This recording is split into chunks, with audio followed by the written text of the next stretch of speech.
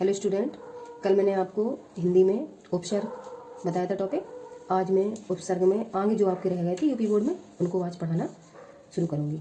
कल आपके कुछ हो चुके थे, कुछ आपके रह गए थे। मैंने आपको टोटल 11 बताए थे जो आपके यूपी बोर्ड में 11 सिलेबस में दिए गए हैं। आज आपको आगे बता रही हूँ। अब ये देखिए, आप जितने मैंने टिक लगाए हैं ये आपके बोर्ड में हैं, ठीक है, जो आपके सिलेबस के अनुसार मैं आपको बताऊँगी। अगला आप देखिए उप देखिए, वेरी इंपॉर्टेंट है। 16, 15, 14, 13, 12, 11, 10, 9, 8, 7, 6 देखो रेगुलर आए हुए हैं।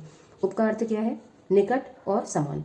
तो उप लगा के हम उपसर्ग का यूज करके जो नया शब्द बनाएंगे उसमें इंपॉर्टेंट शब्द है उपकार, उपदेश, उपहार, उपवन।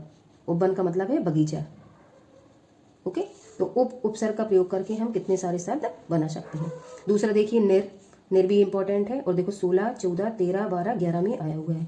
निर का अर्थ है बिना, बाहर और निषेध। निषेध का मतलब होता है मना, ठीक है, वर्जित। अब देखिए निर उपसर्ग लगा के हम किस तरह, निर में देखो ये हलंत लगी हुई, इसका आपको याद रखना है। निर उपसर्ग को लगा के हम कौन से शब्द बना सकते हैं? निराकरण, निर्भय, निर्दोष, निश्चल, निरअभिमान, ठीक है, इतने शब्द बना सकते हैं। अब इनमें आपको जो भी सरल लगा, 2 शब्द बनाने के लिए आते हैं, कोई भी आप 2 शब्द इनमें से जो सरल है वो तैयार कर सकते हैं। अगला देखिए आप, अगला आपका है परी। परी देखिए कितना इंपॉर्टेंट है, इस पे आप लिख लो इंपॉर्टेंट, और ये वाला उप वाला भी लिख लीजिए इंपॉर्टेंट। परी में देखिए इंपॉर्टेंट 16, 15, 14, 13, 12, 11, 10, 9, 8, 7, 6 देखो रेगुलर आया हुआ है। ये भी देखो रेगुलर आया हुआ है और ये भी देखो रेगुलर आया हुआ है। अब परी का अर्थ होता है चारों ओर, आसपास और पूर्ण। अब कोई भी एक अर्थ याद रख लीजिए, उससे आपके शब्द बन जाएंगे। अब अगला देखो परिजन, ठीक है, परिजन परिवार वालों को कहते हैं। परिक्रमा, परिवर्तन, ठीक है, 3 शब्द आप इनसे बना के तैयार कर सकते हो। आगे देखिए अगला उपसर्ग है सह। सह भी इंपॉर्टेंट है। सह 16, 15, 14, 13, 12, 11, 10, 9, 6, 5 ये देखो कई बार आया हुआ है। ये video high school, 9th, first year, inter और भी जो स्टूडेंट कंपटीशन की तैयारी कर रहे हैं सभी के लिए उपयोगी है। तो आप जो भी उपसर्ग मैं पढ़ा रही हूँ इनको देख के आप अपनी तैयारी को जारी रख सकते हैं। अब सह का अर्थ क्या होता है? साथ। साथ से आप क्या शब्द बना सकते हो? अर्थ को ध्यान में रखकर। सह का मतलब सहमति और रजामंदी किसी चीज़ में। अगला है आपका सहचर, जिसको सहयोगी कहेंगे। सहपाठी, साथ में पढ़ने वाला, और सहयोग। ये आप 4 शब्द याद रख सकते हो, ये सरल भी हैं। अगला है सु। सु भी देखो इंपॉर्टेंट है। सु का मतलब होता है अच्छा और कु का मतलब होता है बुरा। सु उपसर्ग लगाकर हम बहुत सारे शब्दों को बना सकते हैं। ये भी देखिए इंपॉर्टेंट है। 16, 15, 14, 13, 12, 11, 10, 9, 8, 7 ये आपका सु का मतलब होता है अच्छा, सहज और अधिक। आप अच्छा याद रख लीजिए बस। आप अच्छे को अर्थ में रखकर हम क्या शब्द बना सकते हैं वो देखिए। सुमार्ग, अच्छा मार्ग। सुलभ, जो आसानी से मिल जाए। सुपुत्र, अच्छा पुत्र। सुजन, अच्छा प्रिय। सुयोग, अच्छा योग या अच्छा वर्ग, ठीक है, अच्छी योग्यता रखने वाला। सुलेख, अच्छी लिखावट। अब इनमें से जो शब्द आपको सरल लगते हैं वो आप इनको इनसे बना सकते हैं, याद रख सकते हैं। आगे देखिए आपका आ उपसर्ग लगाकर हिंदी के उपसर्ग है, ठीक है। ये आपको कुछ अलग से तैयार नहीं करना, हिंदी के उपसर्ग हैं कि संस्कृत के उपसर्ग हैं, बस आप उपसर्ग जो आपके कोर्स में दिए बस उनको याद रखिए और उनसे कौन सा शब्द बनेगा और मूल शब्द को कैसे अलग करेंगे, उपसर्ग कैसे अलग करेंगे वो पेपर में आता है। मैं आपको इसके पढ़ाने के बाद अभ्यास प्रश्न कराऊंगी, उससे आपको आइडिया मिलेगा किस तरीके के प्रश्न बोर्ड में आते हैं। और जितने मैं सन के अनुसार आपको बता रही हूँ उनमें से आपका 100% फंसना चाहिए 3 नंबर का उपसर्ग। अब अगला देखिए आप लोग आ उपसर्ग देखो इंपॉर्टेंट है। 15, 14, 12, 11, 6, 5 अब आ उपसर्ग लगा के हम बहुत सारे शब्द बना सकते हैं, ठीक है। आ का मतलब क्या होता है? अभाव या निषेध। अभाव का मतलब कमी। अब आ लगाकर अविश्वास, विश्वास का उल्टा अविश्वास। अदृश्य, दृश्य दिखाई देना, अदृश्य दिखाई ना देना। अलिखित, लिखित माने लिखा हुआ, अलिखित बिना लिखा हुआ। अहिंसा, ठीक है, अहिंसा। अशुभता, देखो अहिंसा भी इंपॉर्टेंट है, अशुभता भी इंपॉर्टेंट है, अविश्वास। ये शब्द आपको याद भी रह सकते हैं, आप बना सकते हैं। अगला है अन। अन भी देखिए आप इंपॉर्टेंट है। 16, 15, 14, 13, 12, 11 और 5 में प्रश्न आए हुए हैं। अन का मतलब होता है अभाव। जब तक आपको इन शब्दों का अर्थ नहीं पता होगा तब तक आप नवीन शब्द की रचना नहीं कर सकते हो।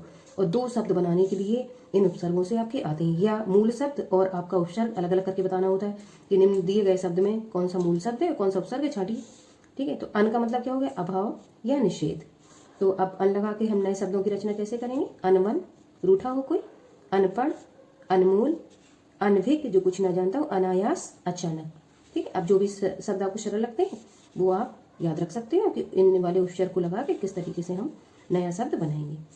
ओके, आई होप मैंने आपको जो बताया वो आपको समझ में आया होगा। और ये जितने भी आपके बोर्ड के सिलेबस में दिए गए हैं मैंने उतने ही इंपॉर्टेंट आपको पढ़ाने की कोशिश की है। अब आगे मैं आपके किस तरीके से प्रश्न बोर्ड में आए हैं वो बताने की कोशिश करूंगी। अब आप लोग, मैंने उपसर्ग आपको टॉपिक पूरा क्लियर करवा दिया। जितने आपके बोर्ड में अभी तक उपसर्ग आए हुए हैं मैंने आपको सारे बता दिए। 11 उपसर्ग आपके सिलेबस में दिए हैं, मैंने आपको 11 उपसर्ग पूरे बता दिए किस तरीके से ये आप उपसर्ग जोड़ के शब्दों का नया निर्माण करेंगे। अब अभ्यास कुछ देख लीजिए, कौन सा आपका शब्द किस सन में आया हुआ है। ठीक है, अब देखिए आप लोग कैसे प्रश्न आता है। निम्नलिखित शब्दों में से मूल शब्द तथा उपसर्ग अलग कर लिखिए। मूल शब्द को आप, मूल शब्द से आपको उपसर्ग अलग करके लिखना है। अब अनुराग देखो आपका ये 8 और 6 में आया हुआ था। अब अनुराग से आपको मूल शब्द उपसर्ग दोनों अलग अलग करने हैं। अगला आपका है आलेख। आलेख आपका 8 और 5 में आया था। आलेख से आपको शब्दों को अलग करना है और आपके उपसर्ग को अलग करना है। सुभाष ये 5 में आया हुआ था। प्रतिकूल 7 में आया हुआ था। सुलभ ये आपका सुलभ 9 और 7 में आया था। लाइलाज ये 6 में आया हुआ था। प्रहार 9 और 7 में आया था। आहार 9 में आया था। अनुकरण आपका ये 7 में आया था। अभिवादन इंपॉर्टेंट है, 8 और 7 में आया था। सुपुत्र 2007 में आया था। परिवर्तन 6 और 7 में आया था। प्रबल 6 में आया था। विराग 6 में आया था। अनुशासन इंपॉर्टेंट है, 8 और 7 में आया था। दुर्गम 2008 में आया था। प्रतिध्वनि 8 में आया था। सुपात्र 2008 में आया था आपका। इसके बाद आपका ये शहार 2009 में आया था। अनमोल 2010 में आया था। सुलेख आपका देखो इंपॉर्टेंट है। सुलेख मैंने आगे भी आपको बताया था। सुलेख 2010 में आया था। हमसफर 2010 में आया था। लावारिस आपका 2010 में आया था। खुशबू 2007 में आया। सुयोग 2006 में आया। उपवन आपका 2006 में आया। अभियोग आपका 2006 में आया। उपस्थिति आपका 8 और 5 में आया। कमजोर उपस्थिति मैंने अंक करवाया उपसर्ग जोड़ के। कमजोर आपका 2007 में आया। सुजन भी हमने ये शू शब्द लगा के नया शब्द बनाया था, वहाँ पे शू का मतलब क्या है अच्छा, ये 2006 में आया था। इतने आप उपसर्ग तैयार करोगे, मुझे विश्वास है कि इसमें से आपके पेपर में जरूर फंसेगा। उतने इंपॉर्टेंट मैंने सन के अनुसार बताए हैं। कल मैं आपको अभी आप लोग इन जितने भी शब्द मैंने बताए हैं इनके आपको उपसर्ग और मूल शब्द अलग अलग करने हैं। कल मैं इनका सॉल्यूशन बताऊंगी आपको किस तरीके से अलग करना होता है। जिस हिसाब से मैंने नोट्स आपको पढ़ाए हैं उसके अनुसार आप लोग कोशिश करेंगे अपनी एक कॉपी पर, ठीक है, इन शब्दों को लिख लेंगे और सना आगे डाल लेंगे। फिर हेडिंग डाल के मूल शब्द और ये उपसर्ग पहले हेडिंग डालना आप लोग, फिर उसमें डालना मूल शब्द। ठीक है, उपसर्ग और मूल शब्द को आपको अलग करके दिखाना है क्योंकि प्रश्न में यही पूछा गया है। आप लोग, मुझे विश्वास है इसकी कोशिश करेंगे करने के लिए, क्योंकि 3 नंबर की स्कोरिंग करता है आपके पेपर में। आप इनको नोट डाउन करके और बनाने का प्रयास करेंगे। कल मैं आपको इसका सॉल्यूशन बताऊंगी किस तरीके से आपको मूल शब्द और उपसर्ग को अलग करना होगा। आई होप मैंने जो पढ़ाया आपको वो वीडियो आपको पसंद आया होगा और समझ में आया होगा। Thank you for watching.